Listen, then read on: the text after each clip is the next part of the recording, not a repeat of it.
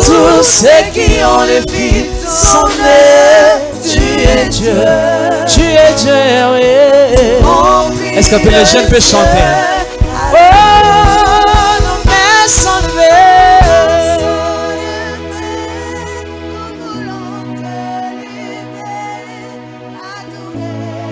D'adorer, oh, les frères. Dieu le Père, Jésus ton Fils.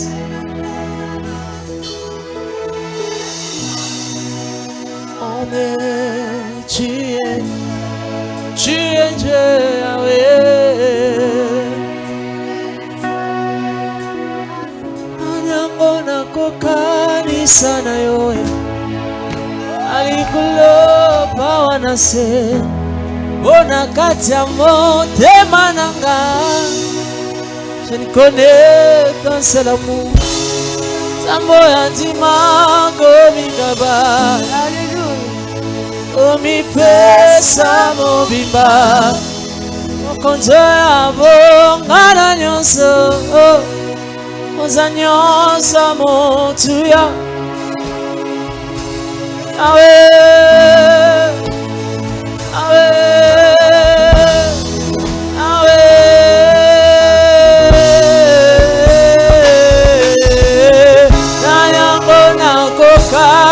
Sana yoe nalikulo pawanase bona kati ya motema nanga je ne connais l'amour yango na yene sikoyo koyoka malakisi na yoe naboyi kokende na bare naboyi kokende na boite biso yo tolingaka yoe tochera yo motema eyebi okotikanga te nani yango nakokanisa na yo nalikolo pawana se bona kati ya motema nanga je ne connais qu'un seul amour samo ya ndima komikaba omipesa mobimba mokonzo ya bongana nyonso oza nyonso motuya nanga oza nyonso motuya Emmanuel.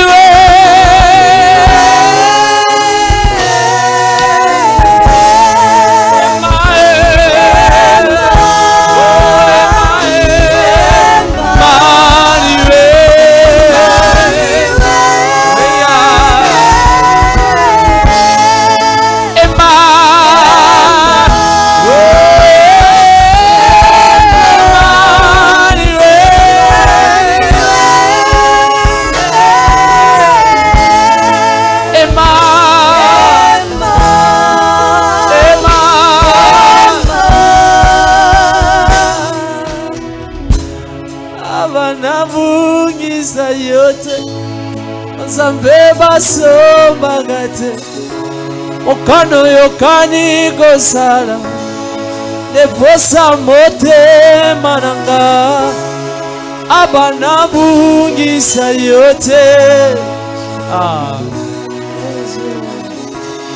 abana bungisa yo te ai abana bungisa yo te Nzambe basombaga te okano yokani kosala neposa motema nanga Iye Baba Iye Baba Iye Baba Iye Baba Baba, yeah, Baba,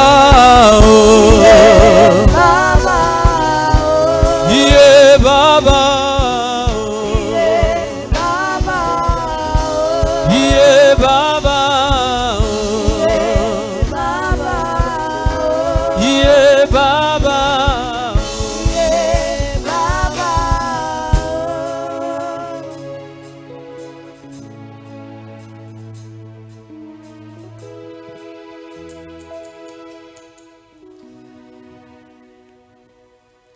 Merci beaucoup, ancien Jérôme, pour ce moment d'adoration.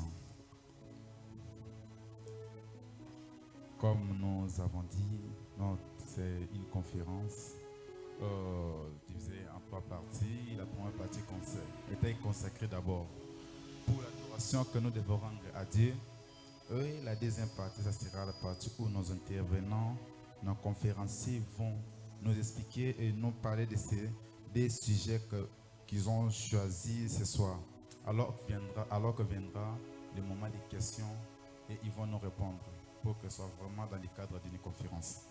Alors, sans plus tarder, nous allons inviter nos conférenciers à prendre leur place et puis nous allons directement commencer. Alors, nous allons appeler d'abord le docteur Bamedi Vakala à prendre la chaise qui est à gauche. Nous acclamons pendant qu'il s'approche. Et ensuite, nous allons aussi appeler le docteur Thierry Amanda à prendre la chaise.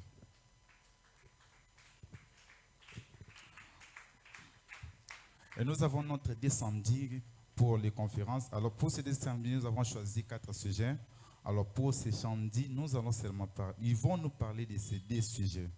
Le premier sujet, c'est la jeunesse face au tabagisme et à la consommation d'alcool, un défi pour la santé en RDC. Et le deuxième sujet, c'est la jeunesse face à la contraception, un enjeu et défi en RDC. Ce sont les qui vont nous parler ce soir, parce que ce sont souvent ceux qui vraiment inquiètent vraiment les gens dans ces derniers temps dans notre pays. Alors nous allons leur laisser le temps et chacun aura 12 minutes pour exposer son thème. Merci beaucoup. Nous allons commencer avec le docteur Thierry Kamanda qui va commencer d'abord. Docteur, à vous la parole. Merci beaucoup pour la parole. Donc, notre sujet d'aujourd'hui a 4 points. La première point sera l'introduction. La deuxième point sera la définition, les concepts et puis développement. Et ensuite viendra la conclusion. Donc, pour la première question, la première partie, c'est-à-dire le jeune face au tabagisme et à la consommation d'alcool, un défi pour la santé en RDC. Chers jeunes, chers invités, le tabagisme et la consommation d'alcool sont des principaux défis pour la RDC. Les jeunes en RDC souvent. Ces substances peuvent avoir des conséquences graves sur la santé physique et mentale.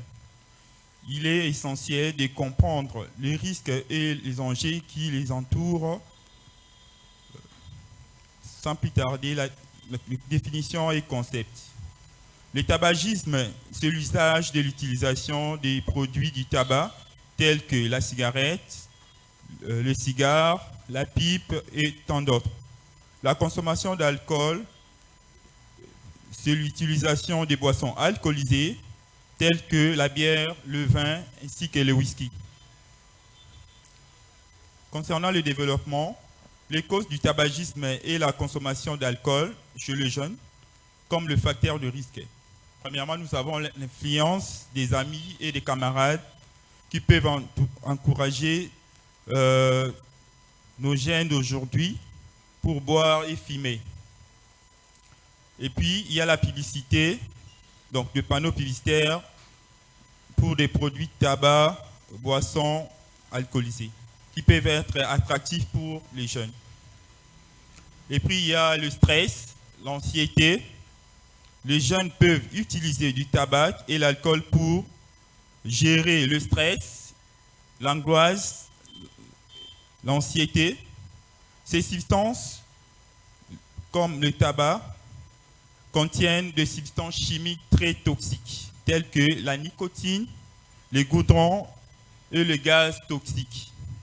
L'alcool, lui, contient des substances chimiques telles que l'éthanol et le congénère, qui peuvent donner donc des goûts modifiés et puis donner l'endurance. Concernant les effets du tabac et l'alcool sur le corps humain, le tabac n'a aucun effet bénéfique sur l'organisme. mais a plus d'effets néfastes comme le cancer du poumon, ainsi d'autres maladies cardiaques, problèmes respiratoires. L'alcool, lui, en général, a peu d'effets bénéfiques. Il réduit ainsi le risque de certaines maladies. Il introduit donc, il élimine un peu le stress, il stimule le cerveau, mais a plus d'effets néfastes. Premier effet, c'est la dépendance de l'alcool.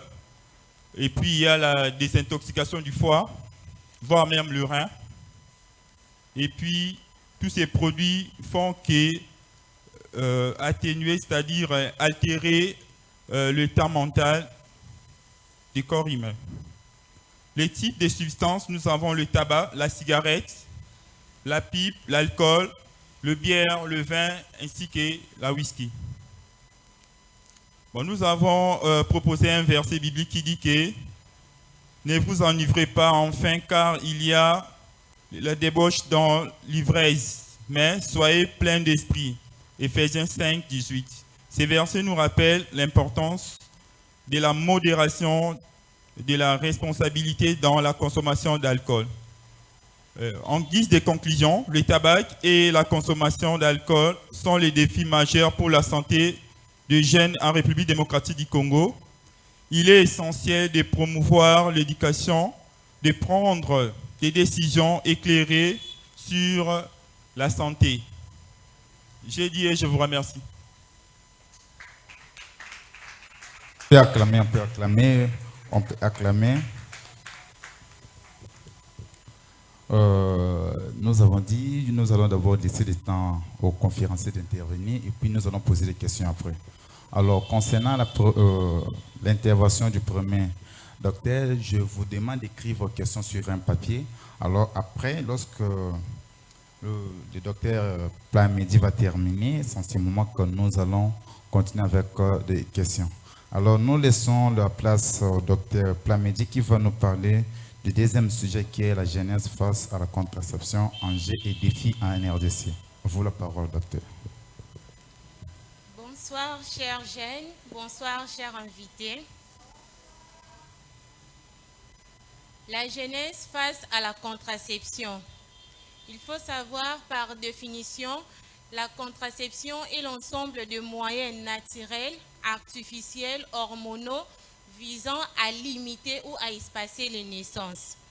Les jeunes que nous sommes, nous devons décider quand on aura d'enfants et combien.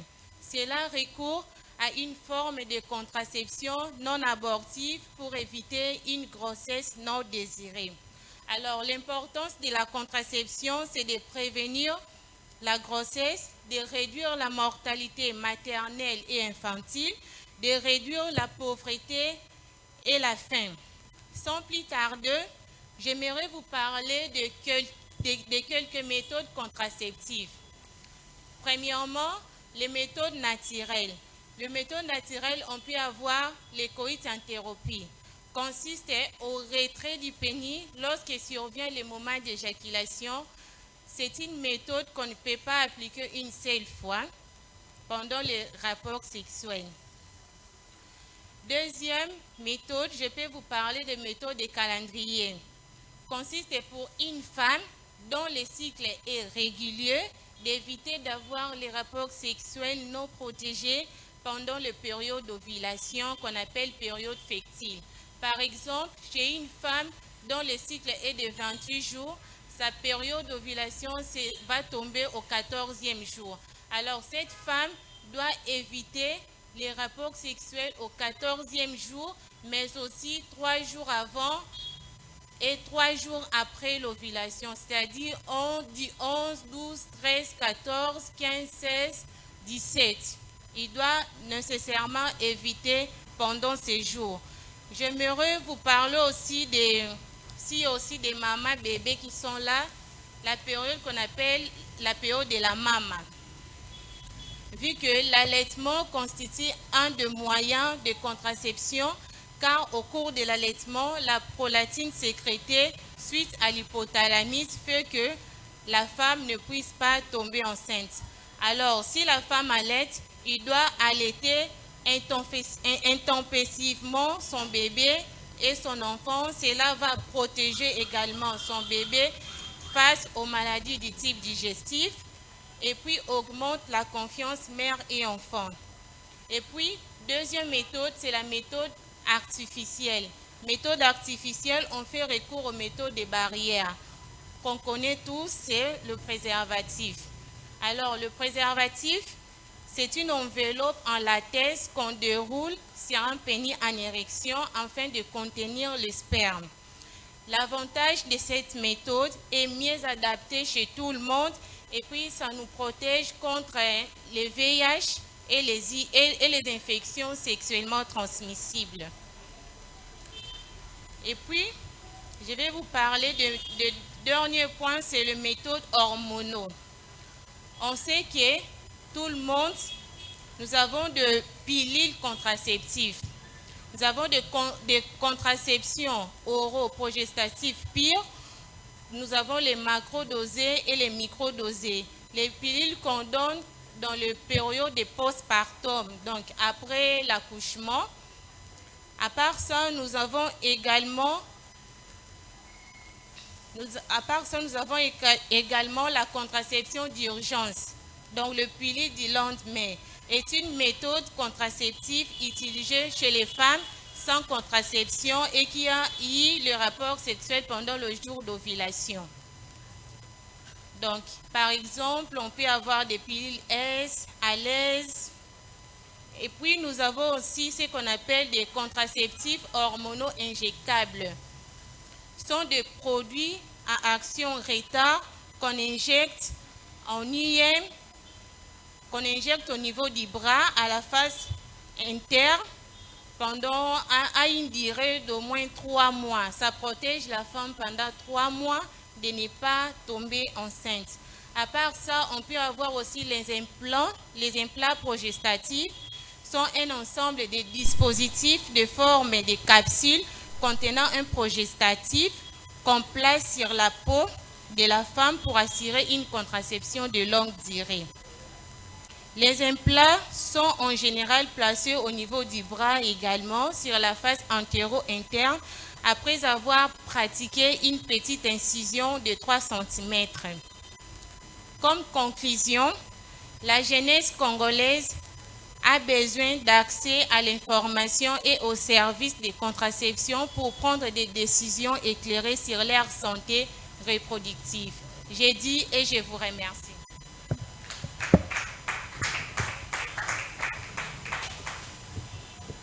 Merci beaucoup, Dr Plamedi, pour votre intervention et pour l'éclaircissement sur certaines choses.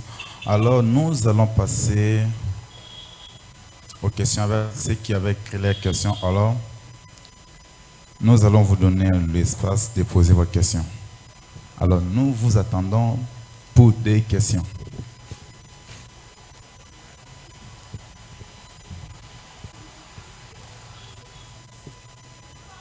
Qui va commencer?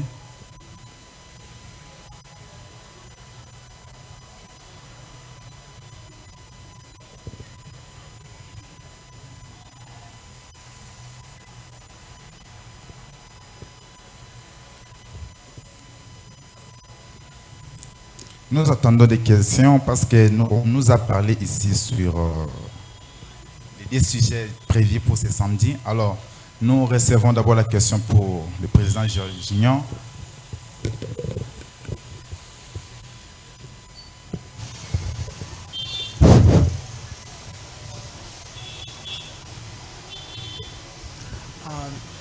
Bonsoir à tous.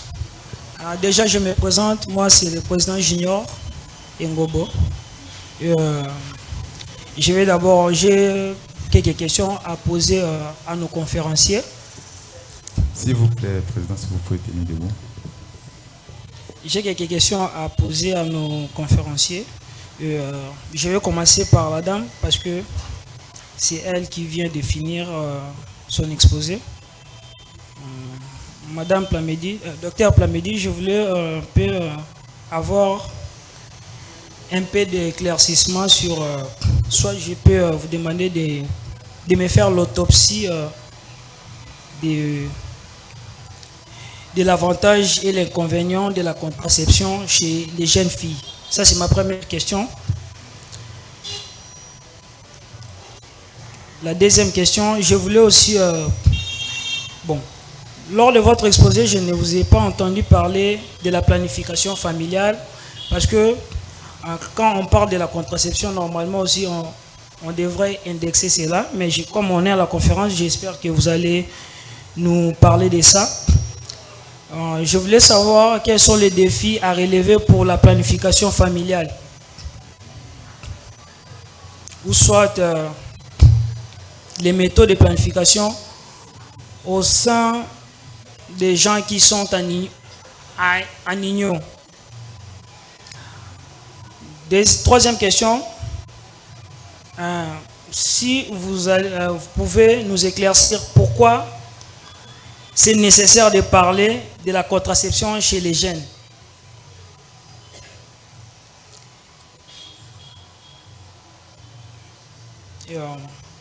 Donc c'est presque ça mes questions pour vous, madame.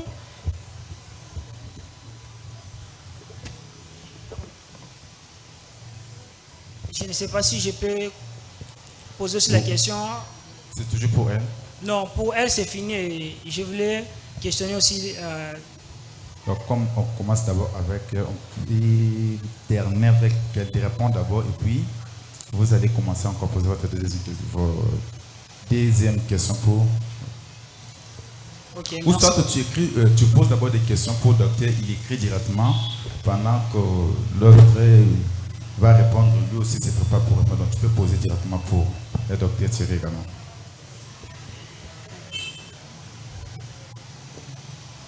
Docteur Thierry GP? Ok, merci.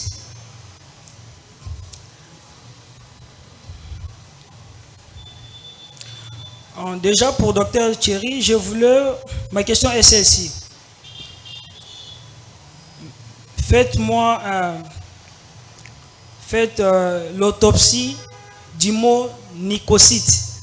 Ce que j'ai entendu lors de votre exposé. Soit expliquez-nous brièvement le mot nicocyte.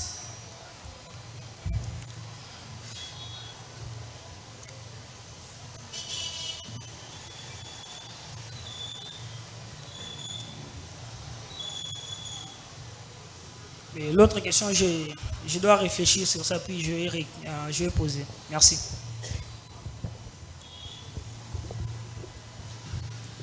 Merci beaucoup.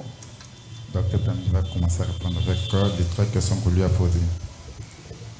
Merci pour la parole. Je commence à répondre à la première question de donner les avantages et les inconvénients de la contraception chez la jeune fille. La contraception, les avantages et inconvénients de la contraception, ça dépend d'abord de quelle méthode qu'on doit utiliser. Si par exemple, on utilise des contraceptifs oraux comme des pilules, l'avantage c'est lorsqu'on les prend régulièrement, sans oubli, améliore les cycles menstruels de la femme. Et puis c'est une méthode efficace, peut-être aussi utilisée dans les cancers de l'endomètre. Et puis comme inconvénient de la contraception, ça peut entraîner une aménorrhée ou absence de règles chez la jeune fille, ou soit des métrorragies, ou soit de diabète sucré, ou l'accident vasculaire cérébraux, AVC. Tout ça, ces produits pris à de fortes doses peut entraîner ce genre de situation.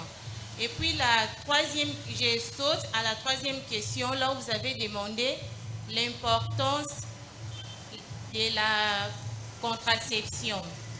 En fait, la contraception,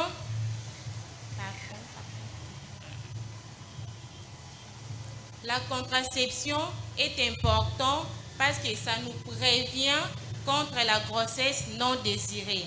Et puis, ça réduit aussi la mortalité maternelle et infantile contre l'accouchement.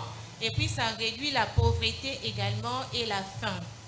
Et puis quand on parle de la planification familiale, cela veut dire seulement on fait recours à quelle méthode contraceptive vous devez choisir.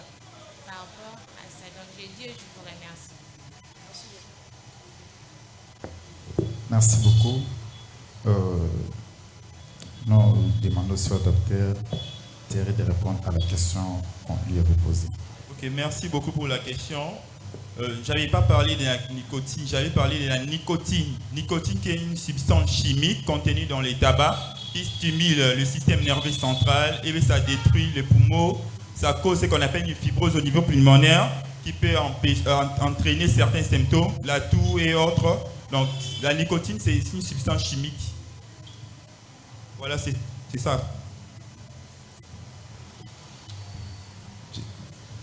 J'espère que vous êtes satisfait avec la réponse. Alors, on passe avec la sœur Kevin pour cette question.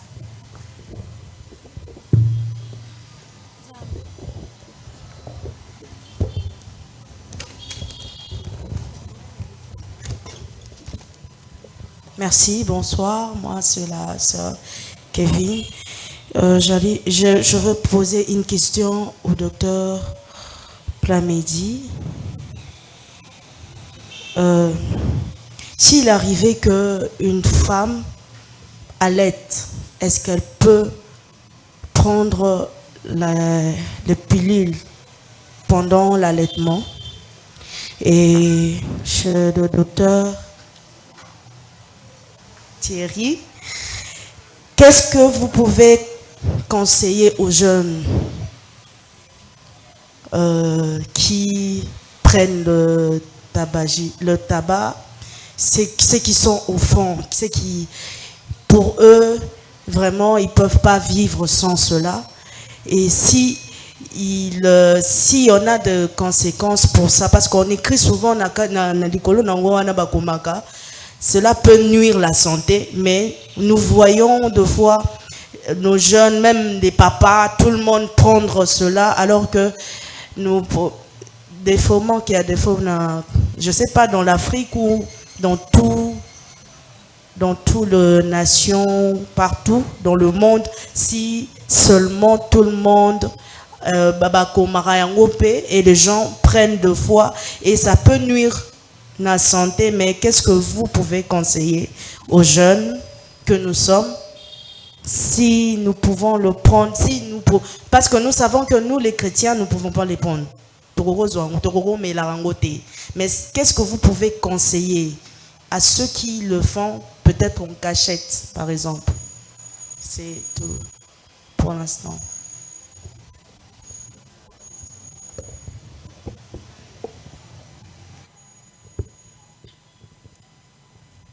Oui, docteur Plamedi, si vous êtes déjà prête, vous pouvez répondre.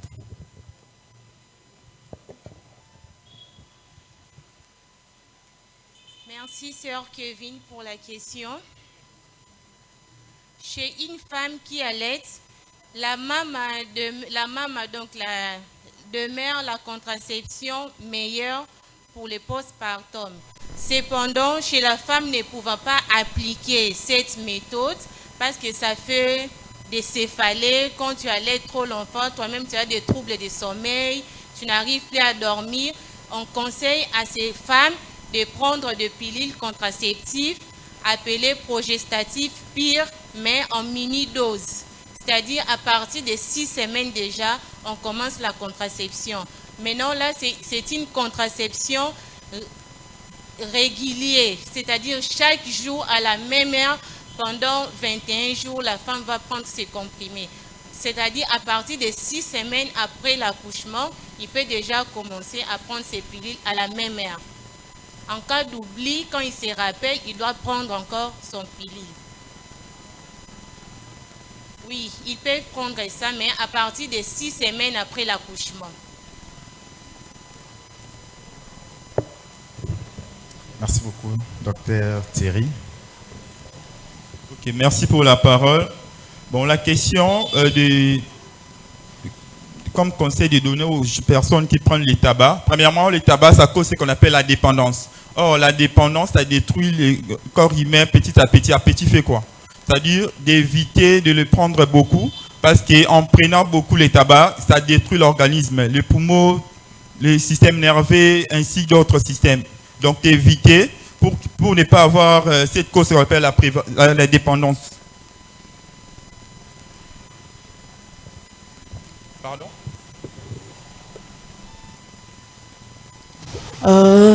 Quand vous parlez de la dépendance, je voudrais savoir si c'est quoi exactement. Bon, la dépendance, c'est le fait de prendre quelque chose, n'est-ce pas? De continuer toujours à prendre quelque chose sans pourtant laisser. C'est-à-dire quand tu ne le prends pas, l'organisme est déjà adapté à ça. Le fait de laisser ça brusquement, ça peut causer d'autres conséquences. Donc, c'est de prendre un peu modéré et puis de laisser. Si par exemple, vous étiez en train de prendre un paquet par jour de fumer, vous commencez par 2, 3 et puis jusqu'à ce que vous allez laisser. Malgré c'est un peu compliqué, mais petit à petit, il faudrait laisser parce que le tabac, c'est très toxique pour l'organisme. Voilà, c'est ça. Merci. Merci. Alors, ça va avec la première personne qui avait soulevé le bas, c'est la sœur. Et puis on va revenir avec le papa. Merci pour la parole. Je voulais demander à Dr Plamedi, moi c'est la sœur Salem. Un plan au lobby, on a l'IPK, et ça n'a pas conséquence ou pas.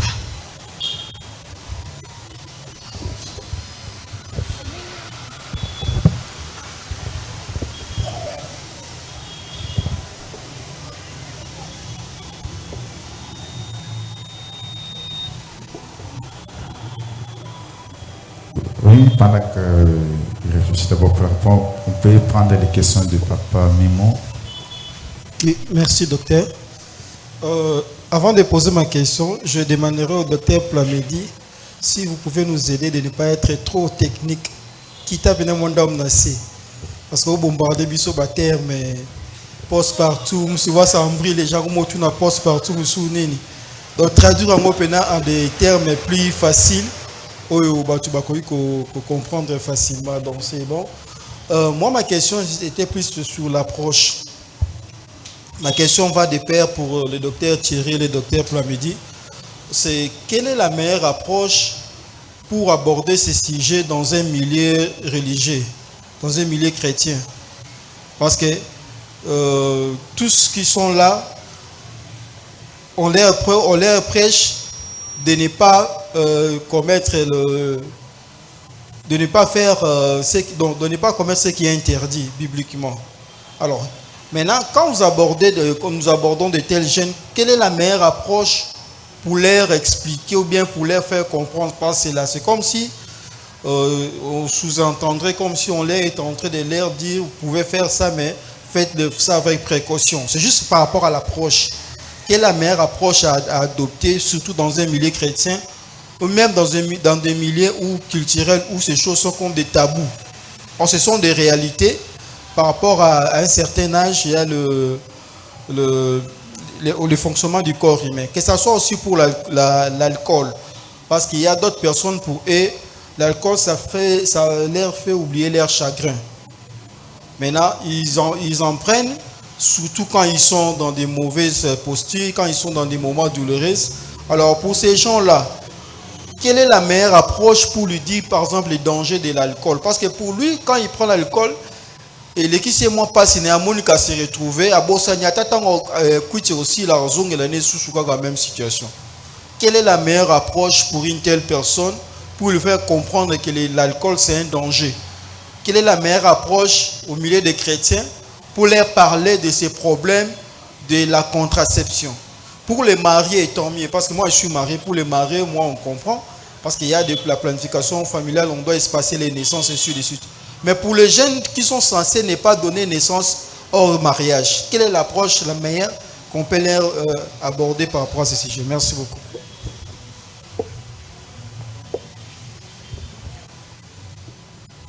Un plan qu'on met sous les bras, conséquence, ça dépend au fait.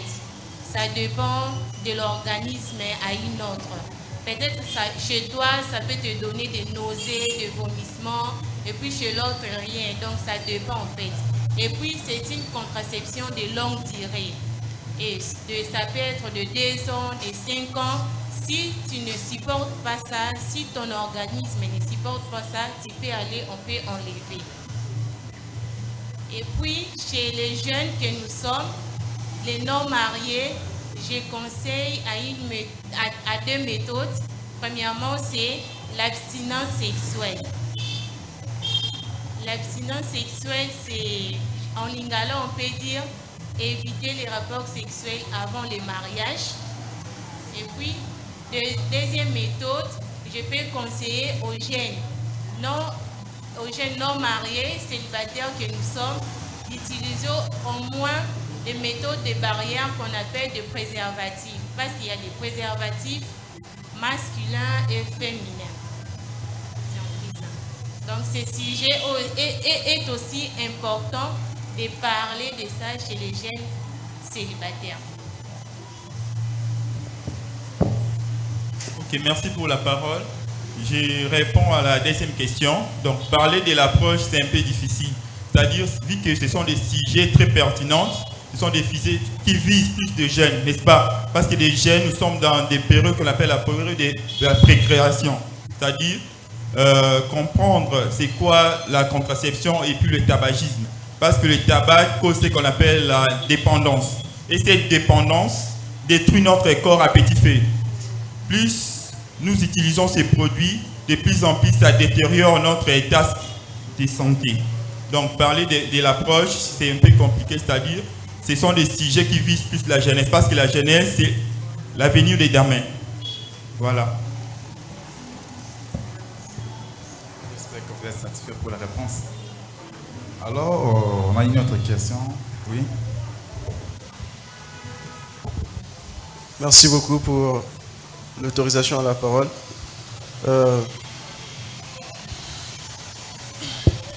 Docteur, j'ai une question sur la contraception et j'en ai 3 sur l'ancienneté. Vous avez parlé de l'ancienneté lors de votre exposé et c'est quelque chose qui dérange aussi les jeunes. Généralement, ceux qui font des études supérieures. Donc, je commence par la contraception. Ma question est celle-ci. Quelles sont les erreurs courantes qui pourraient compromettre son efficacité? Donc, quelles sont les erreurs courantes qui pourraient compromettre l'efficacité de la contraception? Et si vous le permettez, j'enchaîne directement avec les questions de l'ancienneté. La première, quels sont les avantages concrets liés à l'ancienneté? Y a-t-il des avantages? Et quels sont ces avantages? Deuxième, comment l'ancienneté est-elle calculée en cas d'interruption? Par exemple, congé de maternité, congé sabbatique, maladie à longue durée. Donc, je réponds, comment l'ancienneté est-elle calculée en cas d'interruption? Troisième et la dernière, quel est l'impact de l'ancienneté sur les indemnités en cas de rupture du contrat ou de départ à la retraite? Quel est l'impact de l'ancienneté sur les indemnités en cas de rupture de contrat ou de départ à la retraite? Voilà, merci, ce sont mes questions.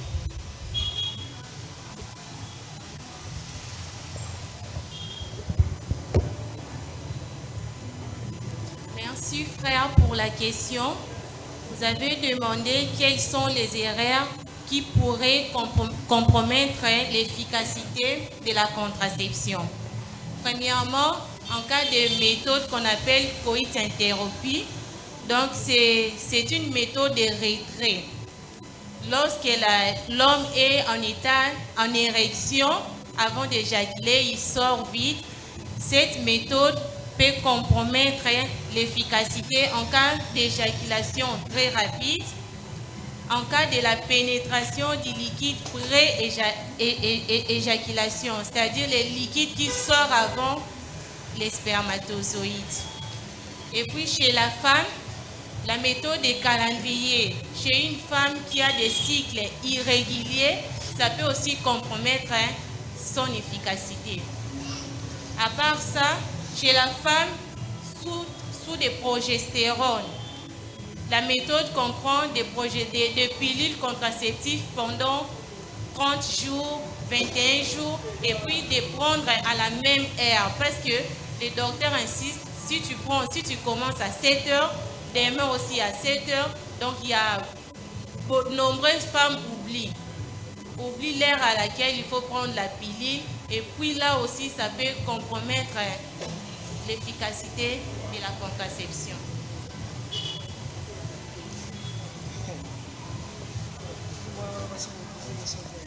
Je réponds à la deuxième question. Bon, quand je parlais de l'alcool et puis le tabac et l'alcool, donc il y a certaines personnes, ils ont par exemple la peur, l'angoisse, et puis ils pensent en prenant l'alcool ça peut soulager. Or, la prise de l'alcool, ça détruit le corps, ça donne une certaine idée, je peux dire, négative face à l'organisme. D'autres, en étant lancier, c'est-à-dire avec l'angoisse, c'est-à-dire ça stresse l'organisme.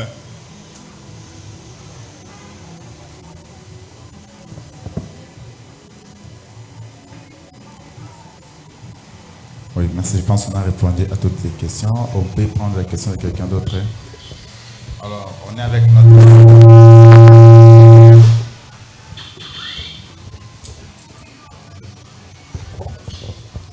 Vas-y. Merci beaucoup. Bonsoir à tous. Moi, c'est la sœur Kelly. Premièrement, je demanderai au docteur Thierry de... Donc, je suggère qu'il parle un peu doucement. Il est trop rapide. Et ma question est celle-ci. C'est juste sur la contraception, la méthode artificielle. Madame docteur Plamedi a dit qu'il y a une seule méthode pour protéger contre le VIH et le sida. Moi, j'aimerais savoir, est-ce que c'est seule la méthode, la meilleure méthode, ou c'est la seule méthode qu'il faut pour protéger contre le VIH et le sida? Il y a seulement ça.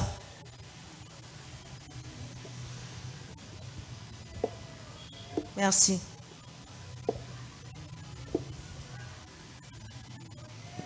Bon. Tu peux aussi poser comme ça. Oui, j'allais aussi rajouter par rapport à ça, par rapport à ma question est celle-ci, par rapport aux méthodes.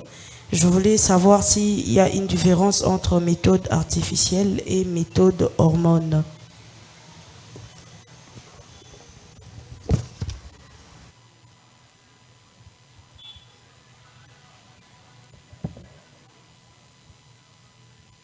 Merci pour la question. Premièrement, à part le préservatif qui peut nous protéger contre les VIH-Sida et les IST, on a encore une autre méthode, c'est l'abstinence sexuelle. Là aussi, ça peut nous protéger. Et puis, il y a une grande différence entre la méthode artificielle et la méthode hormonale. La méthode artificielle, on utilise soit méthode de barrière, qu'on utilise les préservatifs, ou soit qu'on utilise les dispositifs intra-utérins.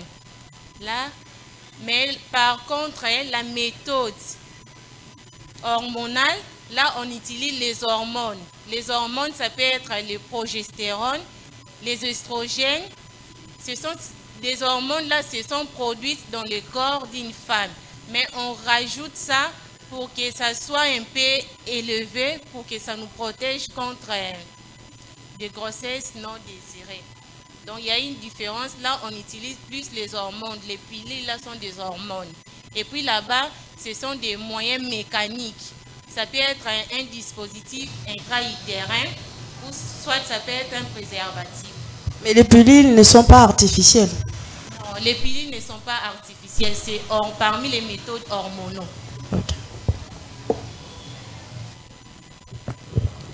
Oui.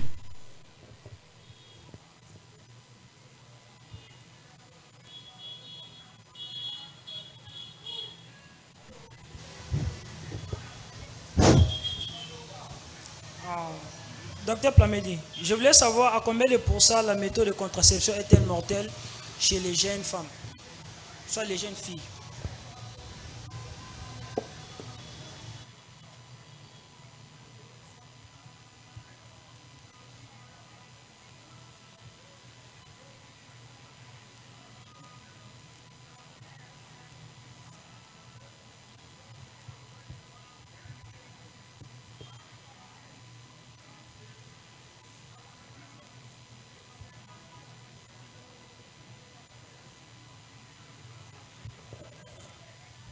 S'il vous plaît, frère, si vous pouvez préciser quelle méthode, naturelle, artificielle ou hormonaux? Bon, tous les deux. Mais plus ça serait artificiel parce que c'est quelque chose qui est fabriqué par l'homme. Et aussi, je voulais aussi profiter d'essayer un peu de questionner aussi, messieurs, sur les effets de l'alcool et les tabacs chez les adolescents. Parce qu'aujourd'hui, on voit les adolescents de 11 à 14 ans qui sont vraiment plongés dans ces mondes. Et c'est trop risquant. Je voulais savoir si ça joue aussi par rapport à l'environnement, soit à l'éducation. Merci.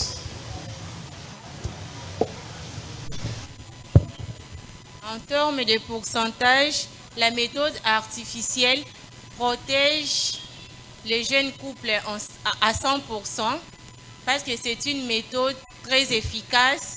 Ça met la personne hyper à l'aise. Et puis, si c'est bien utilisé, c'est un peu ça. S'il vous plaît, Madame Plamedi, pour la précision, ma question est de savoir si cette méthode est mortelle. Parce que, ouais, je voulais savoir si c'est mortel. Parce qu'il y a aussi, et je crois aussi, il y a aussi des perturbations quand vous prenez ça par rapport au cycle des règles. Par exemple, si une fille voyait ses règles, je peux dire comme exemple, les 5, et à force de prendre ça, ça perturbe aussi la date. Ça saute, soit ça vient avant. Et je voulais avoir la précision par rapport à ça. Pourquoi ça cause ce genre de choses? Parce que c'est artificiel. Et aussi avoir la précision si c'est mortel. Merci. Ok, merci beaucoup pour la question. Bon, ces méthodes artificielles, premièrement, ça dépend de l'organisme à un autre. C'est-à-dire raison pour laquelle, quand vous optez pour cette méthode, il faudrait passer, vous faire consulter, voir peut-être que vous produisez plus de progestérone à la place des oestrogènes. Cela peut vous causer, voire même augmenter la durée des règles. Mais il y a d'autres personnes et ils produisent plus les progestérone. Raison pour laquelle je dis ces méthodes, il faudrait vraiment vous faire consulter, voir si vous êtes du côté des progestérone ou estrogène. Donc dire que ça tue, là c'est pratiquement faux. Et puis c'est l'utilisation qui dépend, l'usage, ça dépend.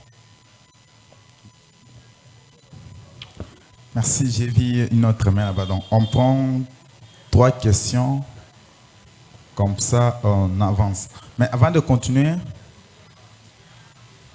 oui, vous dites? Oui, oui. Avant de prendre l'autre question, il va répondre comme ça, on compte. Ok, parler des effets de l'alcool, il faut savoir que les effets, c'est plus général chez tout le monde, que ce soit les ados et les personnes âgées. La seule différence, c'est que les personnes âgées et plus l'organisme, il y a d'autres cellules qui sont un peu fatiguées, vu l'état, vu le vieillissement, mais plus chez les jeunes filles qui sont dans l'activité de procréation active.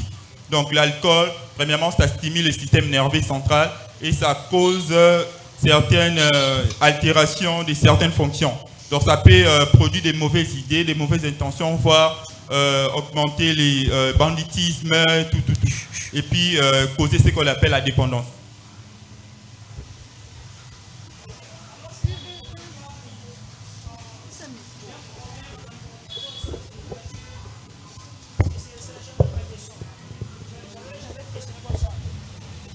cela ne provient pas tous ces problèmes-là, ces soucis-là qui se causent, comme vous venez d'expliquer, ça ne provient pas à un problème environnemental, soit éducatif. Parce qu'on voit aujourd'hui, il y a aussi certaines personnes qui font des choses par rapport à l'influence environnementale, amitié et tout ça. Et je ne sais pas si ces problèmes jouent aussi un rôle par rapport à ça. Oui, oui, effectivement. Si tu m'avais bien suivi au début, je parlais de ça. J'avais parlé de ça. Je dis que l'alcool, ça stimule, c'est-à-dire ça ne donne pas de très bonnes idées. C'est-à-dire en stimulant l'organisme, il y a plusieurs idées néfastes qui peuvent être activées. Plus on prend l'alcool, ça stimule, ça stresse. Voilà. Merci. On prend d'abord la question de Sœur Maria et puis on va revenir avec la question de l'ancien Jérémie et puis on revient sur Sœur Kelly. Merci pour la parole. Moi, je veux parler par rapport à ce que vous avez dit pour la méthode de la mama. Quand vous avez dit qu'après 6 mois d'accouchement, la femme peut prendre des pilules pour, je ne sais pas, prendre des pilules. Après 6 mois, la femme peut reprendre les activités sexuelles. Donc, c'est tout ce que je veux savoir. Parce que vous avez dit, après 6 mois, la femme peut commencer à prendre des pilules. Et puis, vous avez vous-même dit que la méthode de la mama est déjà une méthode contraceptive qui peut protéger la femme de la grossesse. Donc, j'aimerais comprendre cette nuance. Merci pour la parole. J'avais parlé de 6 semaines et non 6 mois. Donc, à partir de 6 semaines déjà, la femme peut prendre des pilules. Et puis, ce n'est pas chez toutes les femmes. Ce sont des femmes qui ne supportent pas la méthode de la mama. Parce que chez les femmes qui travaillent, la méthode de la mama demande que la femme doit donner son bébé l'allaitement intempestif, c'est-à-dire à tout moment, même 10 fois par jour ou 15 fois. Mais non, cette méthode, ça sera inefficace chez la femme qui travaille, qui sort le matin et rentre le soir. Donc, si cette femme, ça sera un peu difficile pour elle de respecter cette méthode de la mama. À part ça, après 6 semaines, le corps de la femme rentre déjà normal. C'est pourquoi on appelle ça 6 semaines, c'est en termes de 45 jours. Donc 45 jours après l'accouchement, le corps de la femme rentre normalement. Donc même à 45 jours, si la femme ne se protège pas, il peut tomber enceinte. C'est pourquoi on conseille soit la maman, si la femme est disponible à la maison, ou s'il sort, là on lui conseille de prendre des pilules déjà à partir de 6 semaines ou 45 jours après l'accouchement. Merci beaucoup. On prend la question de Sœur Kelly. Oui, on va revenir avec l'ancien après.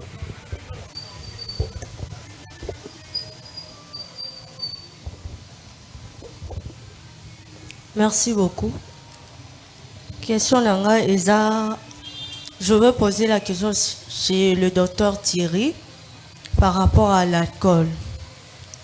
L'alcool est-il important pour le corps humain? Puisque je sais, durant, je peux dire,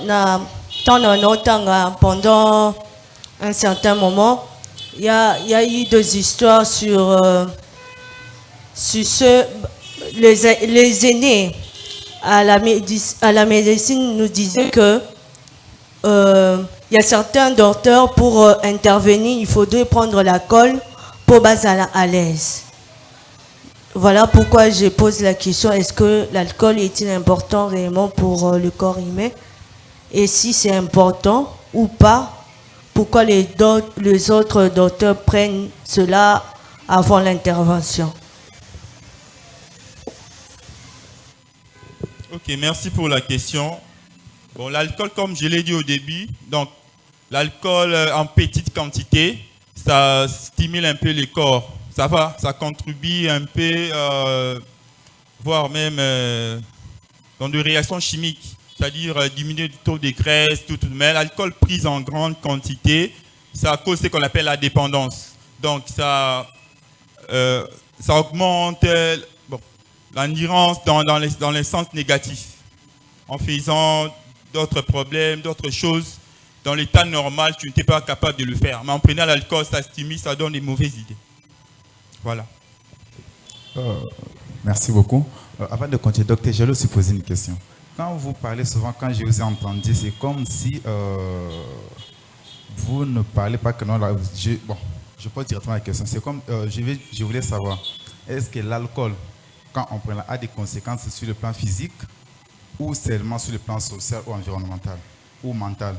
Parce que c'est comme vous venez de dire, c'est comme si ça nous influence avec de mauvaises pensées des fois pour aller faire, par exemple, à conduire dans le bandisme et puis les restes des choses. Mais sur le plan physique, sur un être humain lui-même qui prend ça, les conséquences sur la personne, est-ce que ça n'existe pas ou c'est seulement pour les personnes âgées? Bon, merci pour la question. Comme je l'ai dit au début, donc l'alcool n'est pas délimité, c'est-à-dire physique, ça prend tout. Physique, moral, mental, ça détruit le corps. C'est-à-dire, mais comme je l'ai dit, du point de vue physique, la prise de l'alcool en petite quantité contribue au fonctionnement chimique, comme j'ai dit, la diminution un peu de graisse. Mais en prenant beaucoup, ça détruit le corps à petit feu. D'accord, merci. Excusez, docteur, pardon. Mais moi, je connais un professeur, pour bien enseigner, il faudrait prendre l'alcool à langue vraiment. Soit à langue de ça comme il faut.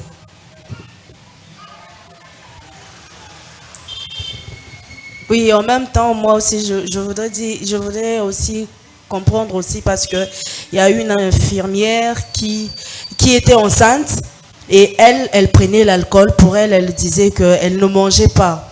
Oh, il y a alcool, donc moi, tembonaye, ça lui faisait du bien. Elle rentrait chez elle et puis elle dormait.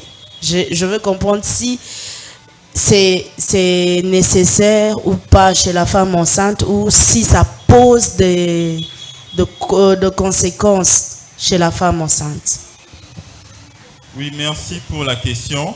Donc, d'ailleurs, il y a certaines revues qui ont proscrit de prendre l'alcool chez la femme enceinte. Il y a le fumer, le tabac et l'alcool. C'est vraiment strictement interdit. Pourquoi? Parce que l'alcool a des effets négatifs, a des effets biochimiques sur l'organisme.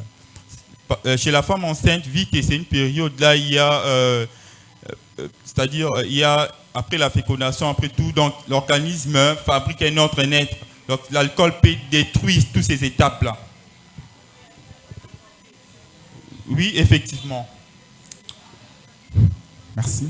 On prend la question. Ma question par rapport à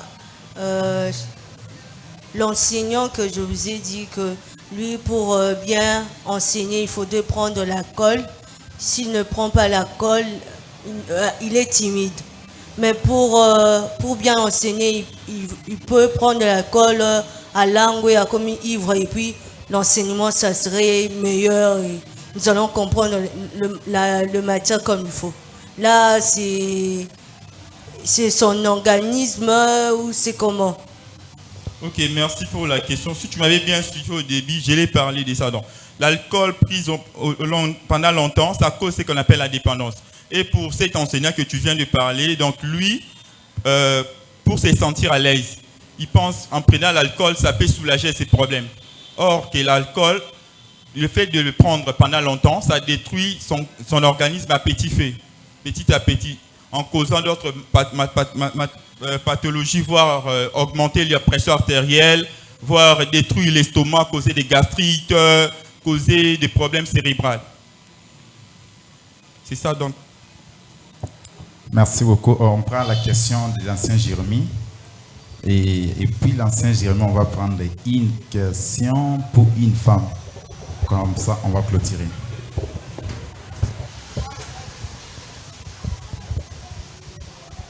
Ok, merci beaucoup pour la parole.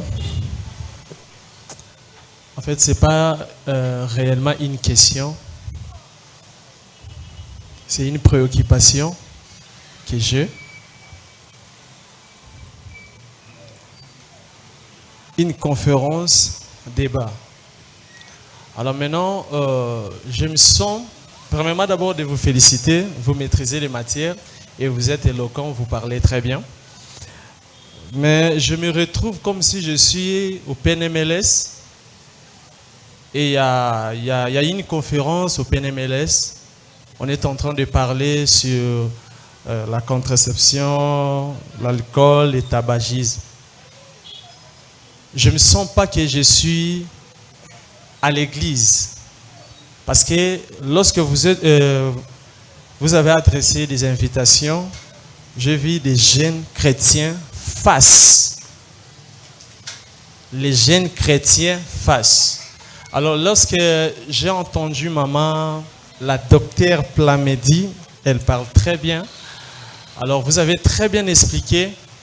Mais lorsque vous parlez de la contraception, je ne sens pas la chrétiennité dans ça. Comme si vous êtes en train d'envoyer les enfants de Dieu d'utiliser, les jeunes d'utiliser les préservatifs. Bon, je ne sais pas si à l'église, vous êtes chrétien, si à l'église, le pasteur peut se tenir debout, vous prêchez à utiliser les préservatifs, si c'est important. Et j'ai aimé la question que la sœur Kelly a demandé, si est seulement, par rapport au VIH-Sida, si est seulement la seule moyen pour ne pas d'être atteinte du VIH-Sida. Bon, la dame a dit oui, il faut aussi quelque chose. Mais où est la sanctification? Parce que nous sommes des jeunes chrétiens. Vous êtes en train de parler, vous maîtrisez très bien vos messages, mais je ne me sens pas que nous sommes dans une église, nous sommes dans un cadre ecclésiastique en fait. Mais vous êtes en train de bien expliquer, mais j'aimerais vraiment savoir, étant qu'un jeune chrétien face à la contraception, donc on doit utiliser des pilules, donc encore expliquer déjà 3 jours avant, 3 jours après. Donc, na jour monsieur setika yana to betaka bana biso. Madame, docteur, olobi ndenge nini biso bana nzambe siko. Ba jour après wana. Olobi avant 3 jours eza mabe. Après 3 jours, vous comprenez eza mabe.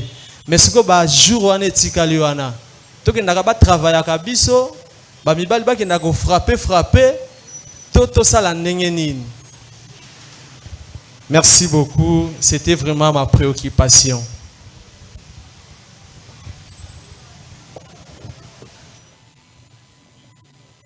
Merci pour la question. Ancien Jérémie, au début, j'avais parlé de l'abstinence sexuelle chez les jeunes chrétiens que nous sommes. Et puis, la contraception aussi est écrite dans la Bible, dans Genèse 1, verset 28, lorsque Dieu nous dit de soyez féconds, multipliez et remplissez la terre. Et quand on descend un peu, la Bible nous a conseillé aussi de voir quelques méthodes contraceptives. Sinon, chez les jeunes qui ne sauront pas respecter l'abstinence sexuelle. Mais la meilleure méthode, c'est l'abstinence sexuelle totale. Donc, d'éviter tout rapport sexuel avant le mariage. Oui, merci pour la réponse. On prend la dernière question. Oui, on prend la question sur la sœur maintenant.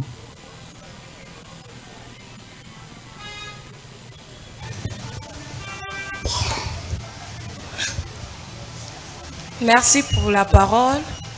Ma question est celle-ci. Pourquoi faire l'amour? Et il est bon pour la santé. C'est ça.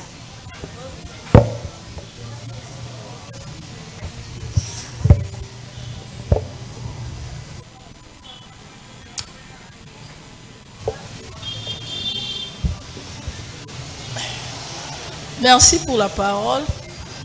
Ma question est celle-ci. Bon, je suis sœur Chimène. Pour le pilule, il n'y a pas des inconvénients. Je voulais savoir s'il y a des inconvénients quand une femme prend de pilule. C'est ça les contraceptifs. Les mots m'échappent. Hein? n'y a pas des inconvénients. Parce que vous avez dit que après 6 semaines, il y a accouchement, on devrait utiliser ça. Parce qu'il y aura la retour de couche. On peut utiliser ça. Et on a un inconvénient. Et surtout dans le bateau, on va poids. Inconvénient qu'aux-alaté. Ok, merci beaucoup pour la question. Concernant le pili, comme je l'ai dit au début, il y a certaines catégories de personnes, c'est-à-dire ils produisent du progestérone en grande quantité. C'est-à-dire pendant les règles, on voit même il y a diminution des taux de règles. Mais en prenant la pilule qui sont des substances synthétisées, ça peut être en base d'estrogènes, ça fera en sorte que pendant ces règles, au lieu que ça puisse être en petite quantité, la quantité va faire augmenter. Mais s'il y a d'autres personnes qui produisent plus d'oestrogènes, ils ont des règles abondantes. Donc, concernant les contraceptions, il est recommandé de donner ce qui est plus en progestérone. Donc, ça dépend de l'organisme à l'autre. Merci pour la question. J'aimerais répondre si faire l'amour est-il important ou non. Faire l'amour est important chez les jeunes couples mariés, car la Bible dit « Soyez féconds, multipliez, remplissez la terre ». Et puis chez nous, les célibataires, nous devons un peu attendre, patienter, et parce que nous aussi, notre jour viendra. Donc c'est très très important. J'espère, nous sommes... attendez, pour les dernières questions, si vous voulez encore poser des questions là, il faut voir les conférenciers au couloir. On se voit au couloir. Alors, à titre de rappel, on doit savoir que non, notre conférence est basée sur des sujets qu'aujourd'hui qu'on a parlé. On a parlé de la jeunesse face au tabagisme et à la consommation d'alcool. Un défi pour la santé en RDC. Voilà, c'est ce qui nous guette réellement. Parce qu'en RDC, si nous passons même à Kin ici, on peut nulle part où on peut passer sans voir où on vend l'alcool. Et la majorité des gens qui prennent l'alcool, ce sont des jeunes. Alors c'est important qu'on puisse un peu savoir comment en utiliser et d'arrêter ou de ne pas l'utiliser. Et deuxièmement, nous allons parler de la jeunesse face à la contraception, un enjeu et défi en RDC. C'est souvent ce qui se passe souvent avec des souvent, bon, on nous appelle des pilules, mais on nous a aussi préservé avec des produits que nous prenons tu vois. Certains produits là, c'est souvent cause des problèmes avec la jeunesse en ce jour. Alors c'est important aussi de savoir sur ça, comment l'utiliser. Puis tant que jeunes chrétiens, qu'est-ce que nous devons faire? Et on nous a bien dit de ne pas le faire, surtout de s'abstenir sur le plan sexuel avec certaines choses. Cette conférence avait pour beaucoup de bien, mais on peut comprendre que non, pour nous prévenir sur certaines choses. C'est important que nous soyons prévenus pour qu'à la longue, avec certaines personnes ici qui ne connaissent pas encore certaines choses et d'autres qui en connaissent mais qui en ont oublié, de s'y rappeler et d'autres d'en connaître pour faire un bon usage à la longue, piège ôté. Attendons le moment opportun lorsqu'on va se marier, peut-être pour les uns, lorsqu'on va se marier, en ces moments, que nous aurons la facilité de faire ce que le deuxième sujet nous parle. Et puis, tant que chrétien, c'est important d'arrêter avec le tabagisme si vous le faites. Et l'alcool, c'est vraiment important. Merci beaucoup. Vous pouvez reprendre encore vos phrases. Alors, nous pouvons acclamer. Mais c'est comme si tu as votre papa hein, ou ma maman. C'est comme si